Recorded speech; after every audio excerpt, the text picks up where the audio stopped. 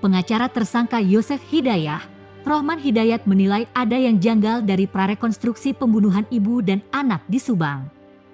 Menurut Rohman, jika apa yang diceritakan oleh tersangka Muhammad Ramdhanu itu benar, maka ia tak akan kesulitan dalam menceritakan setiap peran masing-masing tersangka.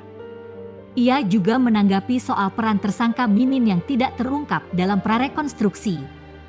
Dalam adegan prarekonstruksi, Kamis, 2 November 2023, Danu memeragakan 80-95 adegan di TKP. Pada adegan tersebut, ketiga tersangka lain yakni Yosef, Abi dan Arighi diperankan oleh pemeran pengganti. Adegan yang diperagakan yakni dimulai dari Danu dipanggil Yosef saat sedang berada di warnet. Keduanya kemudian sempat mengobrol di Pecel Lele sebelum akhirnya berangkat ke TKP. Di TKP, Danu sempat menunggu di luar rumah hingga akhirnya masuk. Ada pula adegan dua anak Mimin, Arighi dan Abi datang ke TKP. Keduanya lalu masuk ke dalam rumah hingga akhirnya ada adegan di luar. Abi bahkan terlihat memundurkan mobil dan memutar posisi hingga akhirnya menghadap ke jalan. Ada pula adegan para tersangka menggotong jasad Tuti Suhartini dan Amalia Mustika Ratu ke bagasi mobil Alphard. Namun pada prarekonstruksi itu tidak terlihat ada adegan Mimin masuk ke dalam rumah TKP. Kejanggalan itu pun ditanggapi oleh Rohman Hidayat. Menurutnya, hal itu jelas tak akan ada dalam rekonstruksi. Ia jelas gak terungkap karena Danu mengarang cerita, kata Rohman saat dihubungi tribunnewsbogor.com, Sabtu, 4 November 2023. Ia pun lagi-lagi menyaksikan keterangan Danu soal peran dari 4 kliennya. Kalau ceritanya benar, Danu tidak akan kesulitan menceritakan setiap peran, kata dia. Sehingga Rohman menyebut bahwa tidak adanya adegan Mimin masuk ke TKP itu menandakan bahwa ada keterangan yang tidak benar. Berarti keterangan Danu dengan fakta tidak sinkron, jelasnya. Sementara itu, Dirkrimum Polda Jabar, Kombes Surawan menegaskan jika prarekonstruksi itu sudah sesuai.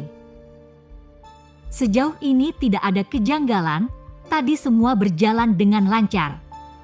Setiap adegan, setiap peristiwa sudah diperagakan dengan baik.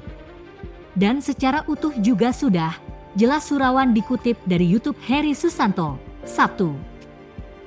Mengenai tak adanya adegan Mimin masuk ke TKP, menurut Surawan, hal itu dikarenakan Danu tidak melihatnya. Tadi tak kita peragakan adegan Mimin di luar karena Danu tidak melihat Mimin saat masuk, kata Kombes Surawan. Ia menambahkan, Mimin menurut keterangan Danu datang ke TKP pada tengah malam. Datang pada saat kedua korban sudah selesai dieksekusi, jelasnya. Surawan juga menegaskan kalau Danu tidak tahu kapan para tersangka pulang ke rumahnya. Danu tidak mengetahui terkait kembalinya Pak Yosef ke TKP, karena sudah balik duluan ke rumahnya, pungkas Surawan.